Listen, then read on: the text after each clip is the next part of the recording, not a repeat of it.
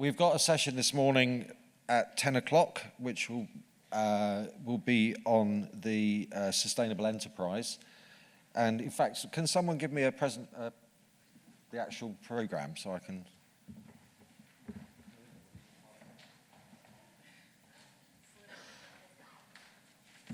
Thank you, forgive me. I have notes, but they're all laid out with things like, do not do this. And Kirsty has told me what to do, but of course the one thing I managed to leave downstairs was the actual program. So I think what you'll see in this program is a huge amount of work that's happening in the islands, and you'll hear all about this from the different people.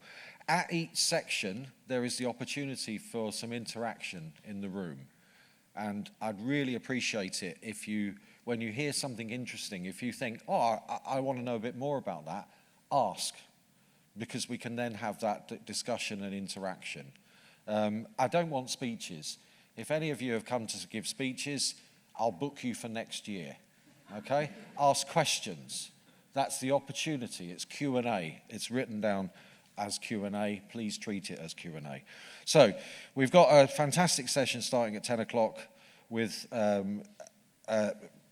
me now chairing it, because Joe Peterana from Highlands and Islands Enterprise, the boats decided to change, and so her boat timetable was changed, and therefore she is not coming to get a boat to Leverborough and to drive up to join us here. She's based in Uist, as some of you will know.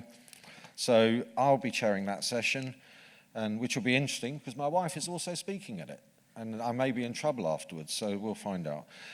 We've then got a session after the morning break, chaired by Professor Frank Rennie, Professor Emeritus from UHI Northwestern Hebrides, and that's going to be some really interesting things there where we dig deep, dare I say it, dig deep into land ownership and what we can do with land in terms of land and food resilience.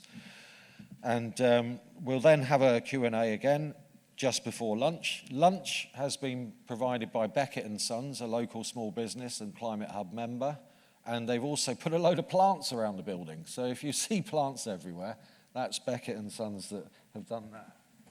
And that's because one of the Beckett & Sons partners, Christopher, of course, used to work at Climate Hebrides, and before that he worked at the Polycrub over on the west side of Lewis, growing plants. So that's why you'll see loads of plants everywhere. After lunch, we've got Dr. Anna Hume, and I'm looking around, from the Corlia, who will be chairing the session on mitigation and decarbonisation. And we've got some fantastic speakers there, national, local, and regional, all coming together to talk about what's happening with the energy transition in the islands. And again, there'll be an opportunity for Q&A at the end of that. No speeches there, please, question and answers. Then this afternoon, we've got David McLennan. There he is. And David was the chair of the Community Planning Partnership Climate Change Group, which Paul Steele, the leader of the caller, mentioned earlier on. David's now been elevated. He's now the Deputy Director of Climate Change for Nature Scot, so he has a national role, doing effectively what he was doing here in the islands, but now responsible for all of Scotland. So we're really thrilled that he's able to come and chair that session this afternoon.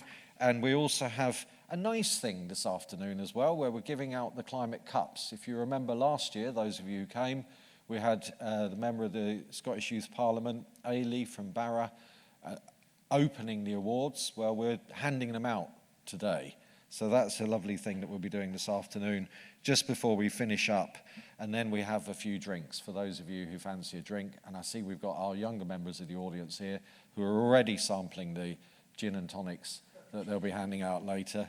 So they're setting the tone for the day, which is terrific. And so what I would like you to do is really enjoy yourself today, ask questions, talk to each other. The point of having this conference is to have decision makers, frontline staff, strategic discussions, real people who are who dare I say it, at the coalface of climate change, to be able to talk to each other. Because quite often decisions are made in isolation without that discussion with the people who actually have to live with those decisions. So the point of today is to sow that thread between the climate threat, strategy, legislation, operational delivery and your house. And if we don't do that, that's how we'll fail. So we have to ensure that we sow that thread. So that's the purpose of today. I've had a couple of apologies. I mentioned earlier that we had an apology from Joe Peterana and my colleague Kirsty, who's unable to be here. I had a letter with a Buckingham Palace stamp on it, but Kensington Palace on the back. I don't know if that's a rivalry between palaces, but nonetheless. And I should just read you a few quick words. The Prince feels passionately about the need to combat climate change, recognizing that the Earth is at a tipping point and the moment to act is now. It is wonderful to hear how you had 115 participants at your inaugural OH-COP last year. It is clear that there is much concern locally and there are many people motivated to protect the islands and its unique environment. His Royal Highness is unable to be involved in OH-COP today due to a number of competing priorities. However, the Prince of Wales would have me send his best, warmest thanks and send you his very best wishes for OH-COP 2025. So, for those of you who know, Prince William is actually the Lord of the Isles here.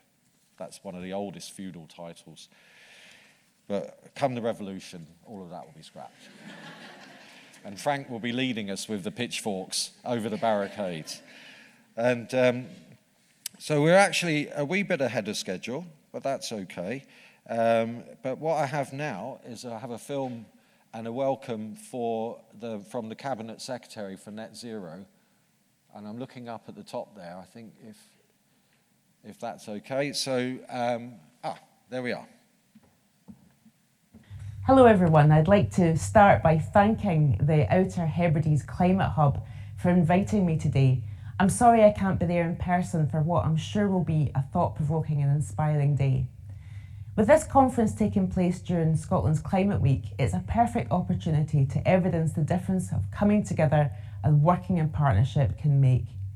This year's theme is Climate Ready Together, Action in Every Community, highlighting that our actions add up to create meaningful change.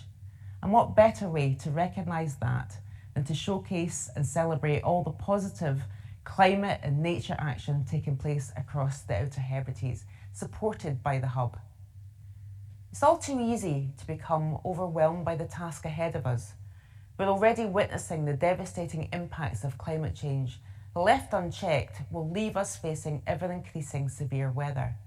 And there's no doubt that this will be particularly felt by our coastal communities and islands.